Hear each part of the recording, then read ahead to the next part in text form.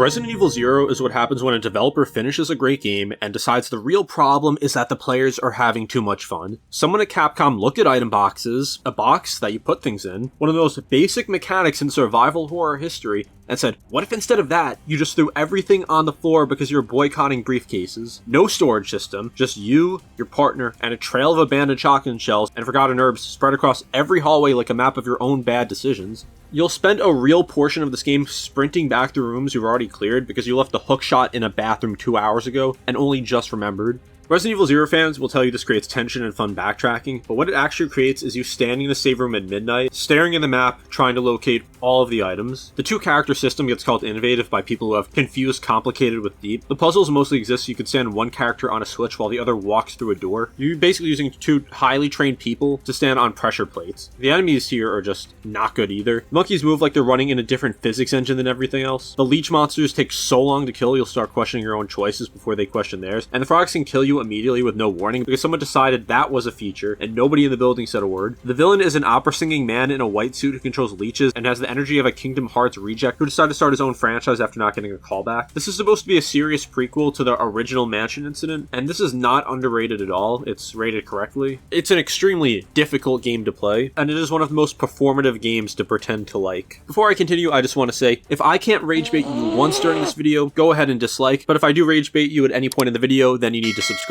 The people who say the original is better than the remake are nostalgia blind and they know it. There's a difference between genuinely preferring something and deciding that preferring it makes you a more authentic fan. Every person who ranks the 1996 original above the remake has made a choice about their identity. The people who passionately defend this game over the remake remind me of the type of millennials who open up overpriced burger spots. You can practically see how many subreddits these people moderate if they're having a tantrum because someone prefers the remake over the original. The tank controls feel horrendous here. The combat is maybe the worst we've ever seen. Turning around here is about as difficult here as doing a backflip for anyone not named Leon Kennedy. Oh, and did I mention the combat? I did, but I have to talk about how bad it is again, because it's basically RNG where you're 2 feet away and it still doesn't hit an enemy. The voice acting is one of maybe the worst things we've ever seen. That was too close. You were almost a Jill sandwich. You're right. Sounds like they were recorded alone in a different time zone without even listening to it once. The camera spends entire sequences staring at decorative walls while something off-screen eats you. You walk into rooms blind and hope nothing bites you, and people call this atmosphere when it's literally just guessing. None of you in the comments can justify how anyone prefers this over the remake with anything other than nostalgia. So Resident Evil 2 is better than Resident Evil 1, but that's also not a high bar when the previous game had this. No, if we're gonna die, then we should get to choose when it happens. The police station is one of the best environments in survival horror history, and it is doing the work of 3 games, carrying the entire experience on its back while everyone agrees not to look too hard at the design around it. But that's only a part of the game. The sewers are generally awful, there's nothing fun about this, and people just like to gloss over it because of the RPD. The A and B scenario system gets described like it's the pinnacle of gaming, but it's literally just the same game twice, or even 4 times really, with items in slightly different locations and a few scene swaps. Leon's route changes a bit, Mr. X shows up at a different point, everyone was too charmed by the characters to notice they were replaying the same game and calling it revolutionary. Mr. X himself is terrifying for like 5 minutes, and then he's just the guy at the party who won't go home. You hear his footsteps, you know his patterns, every action in the back half becomes open door, listen for him, try to run away, and repeat. I feel like people don't actually like Resident Evil 2, they just like the RPD. Remove Nemesis from Resident Evil 3, and you have paid full retail price for DLC back in the 90s. And not good DLC either. You've paid for a slightly shorter, slightly louder version of RE2 with a dodge mechanic stapled to it. The dodge mechanic is about as difficult to control as a Pokemon fan when they see they can spend money on something unnecessary. The entire legacy of this game, every reason anyone brings it up, rests on one guy in a trench coat occasionally appearing and yelling stars, and the fact that this was enough for people to call it a classic tells you everything about how effective Nemesis was and nothing about the game he's trapped in. Here's what nobody wants to say either. You figure Nemesis out, the first few encounters are chaotic and great, and then you realize he's just a reskin of Mr. X. The live selection system, where you pick between 2 options, feels briefly like your choices matter, but they converge on the same story path every time regardless of what you pick. The illusion of choice is basically what this is, like a Telltale game. The game rushes you through locations fast, enough that none of them stick, and then it needs the RPD in this game to actually have a good location. And also I'm just gonna say it, I know the remake cut content, but it's a far better game. RE4 fans are personally responsible for the direction this franchise took for the next decade, and I need them to feel responsible for it. They're not allowed to just have a preference when it comes to video games. Since I personally disagree with them, it makes them wrong and they're not allowed to enjoy any other game. Since I personally disagree, It means they're the issue, since I have the one true opinion on this series. This is the exact moment Capcom looked at survival horror, the identity they'd spent 8 years building, and then decided to stop. Yes, it's one of the most influential games ever made, but it also abandoned everything that defined this franchise, and got a standing ovation for it, and the consequences played out across RE5, RE6, and whatever RE6 was trying to be. You wanted this, you built this. I hope that the suplex is worth it, because Leon has been doing backflips ever since, and he is visibly tired now, and you can just see it in his eyes. Speaking of Leon, he just tries to clip farm the entire game. Every line like, "I've been expecting you, my brethren." No thanks, bro. delivered to someone actively trying to kill him, because Leon processes mortal danger as an opportunity to gain aura. The tone is just unhinged once you start paying attention. There's the tense village siege, genuine threat, then you're in a lava room with a fire-breathing statue, then you have the inventory Tetris, which gets praised as one of the greatest UI innovations in gaming, and it's just basically you rotating a fish around a grenade for 4 minutes trying to make geometry work before a merchant who somehow maintains a full supply chain in rural Spain. The village is great. The castle drags around hour 6 when you realize you've been in this castle for a very long time, and then there's still more castle. The island is what happens when a team runs out of game, but not out of a deadline. Military corridors, copy-pasted enemies, going until someone in a meeting finally said stop, and Ashley, whose entire survival strategy is screaming, every 30 seconds, "Yes, I know. I've been here the whole time. I was here when you started. I'm trying to fix this." RE4 is an alright action game. Acting like it's anything else is just insincere. RE5 looked at everything RE4 did, abandoned horror, embraced action, turned survival into a third-person shooter, and said, yes, but louder. And in broad daylight too. And you know what, let's add a co-op partner whose AI suggests she has never encountered a video game before today. If you played this solo, you already know. You were carefully managing your ammo, you turned around, and Sheva had burned through everything you owned on a single enemy because she saw it. The game is tuned for 2 human players, which means playing alone is paying full price to babysit someone who's actively working against your survival. The atmosphere is also never here. You're just fighting waves of enemies in wide open sunlit fields while explosions go off, and Chris Redfield, who appears to have spent the years since RE1 exclusively lifting progressively heavier objects while consuming nothing but protein, punches a boulder. Not as a metaphor, Chris actually punches a geological formation with his fist to move it, and the game tries to act seriously. It's like someone trying to watch literally any scene ever in JoJo and being able to take it seriously. Something shifts in you when you watch it. You just feel the franchise change in real time, and there's no going back. Wesker, who's one of the most effective villains in survival horror, menacing because he was always 3 steps ahead and never needed to raise his voice, spends this game catching missiles and dodging bullets in slow motion because somewhere between RE1 and 5, he decided something 7 minutes. 7 minutes. 7 minutes is all I can spare to play with you.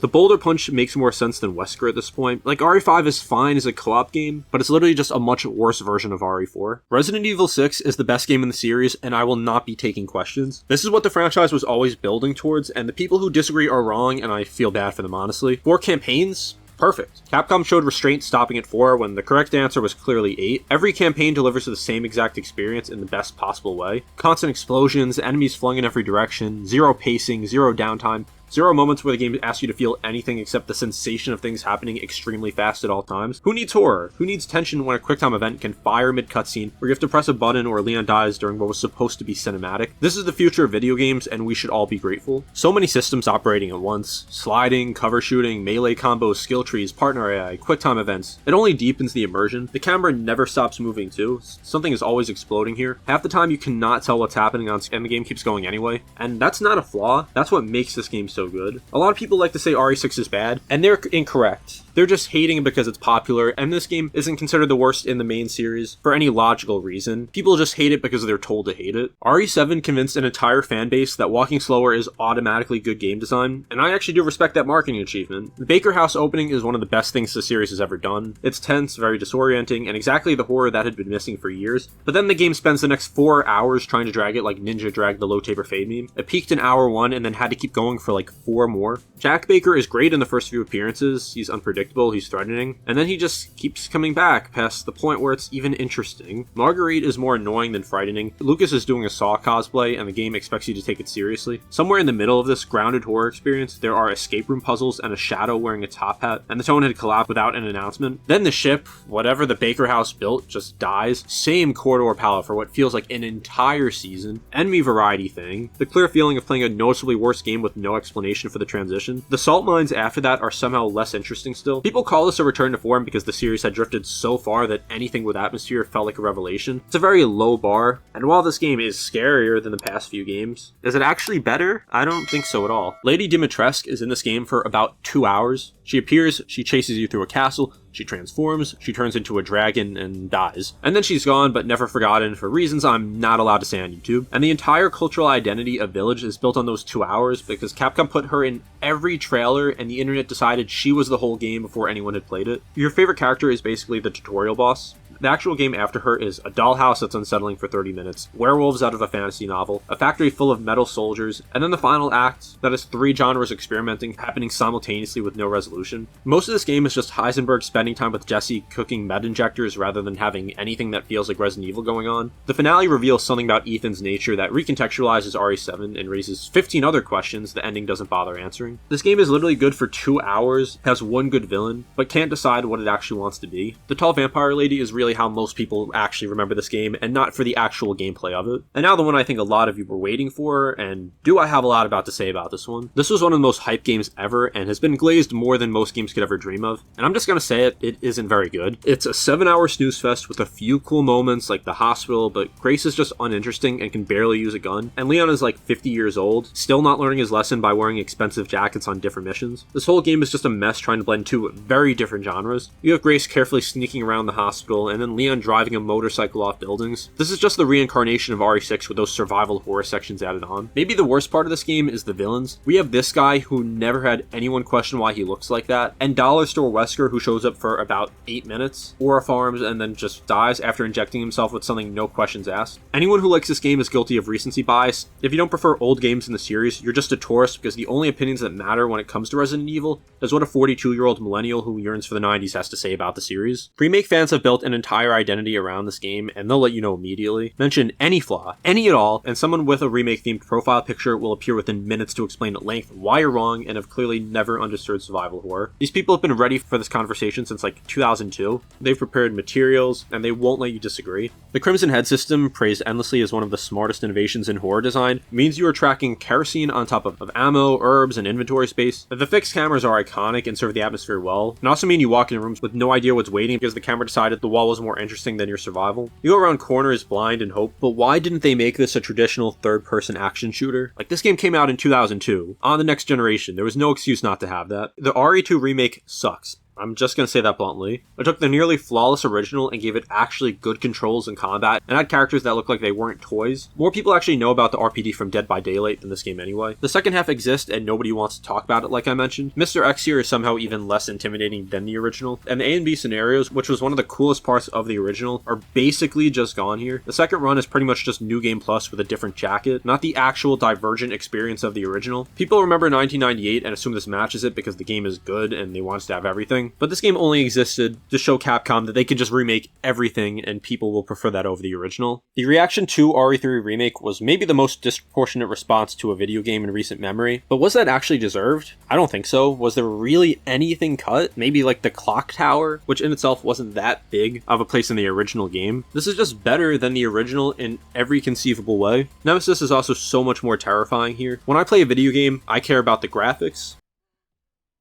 And this game has better graphics than the original, so it is better. So sure, it's missing a few things, but who really cares? No one wants to play a game from the 90s anymore. The RE4 remake is a soulless game. It takes a lot of the ambient, quiet feeling of the original and makes it another modern action shooter. Maybe worst of all, they completely ruin the characters. Leon loses so many of his classic one-liners here. He doesn't question Salazar's right hand coming off, doesn't know how Ashley would be fine after jumping down into a pit, doesn't offer Luis some gum, actually calls Luis his correct name here. Leon doesn't even acknowledge Sadler's senior moment. People like to talk about Luis being more fleshed out here, but he doesn't even inquire about any ballistics. Already the game is worse, but so many of the best parts were removed, like the giant statue part. In trying to become serious, it lost so much charm of the original. It also ditches the tank controls for more modern controls, and I just don't get why. Why does every game have to have better camera control? I want looking behind to have to feel like a chore, and unfortunately this game lost that. Code Veronica is the game that people bring up when they want you to know they're more of a serious Resident Evil fan than you. Actually, if you really understand the series, just stop. You're doing a bit, and you know it. This game came out on the Dreamcast in 2000 instead of PlayStation. skipped the mainline numbering, and that combination just made it obscure, and just gave all these performative people some high ground when someone calls themselves a Resident Evil fan but hasn't played this on the original Dreamcast. There are just so many issues with this game. You could soft lock your save by mismanaging inventory in ways the game never meaningfully warns you about. You reach a point where continuing is impossible because of decisions you made 2 hours ago, and your only options are an earlier save or starting over. This is literally just a design failure that gets rebranded by the community, because the alternative means admitting that the game sometimes just doesn't work correctly. Then Wesker just comes back here as a full anime villain. Like, if you went from RE1 directly to this, you'd assume you missed several games where his entire personality was swapped out, but you didn't. Just became someone else entirely and no one addressed it. Even if a remake came out for this game that fixed the objective flaws with this, you would still have these people saying that the original is still supreme. Fans of this game will tell you it's one of the most underrated games in the series, and what they mean is they played it on a 3DS on a train in 2012, or surprised it existed at that quality on a handheld. And sure, that surprise was real, but it was also a decade ago now. The 3DS is discontinued, and the game without the miracle of the small screen around it is just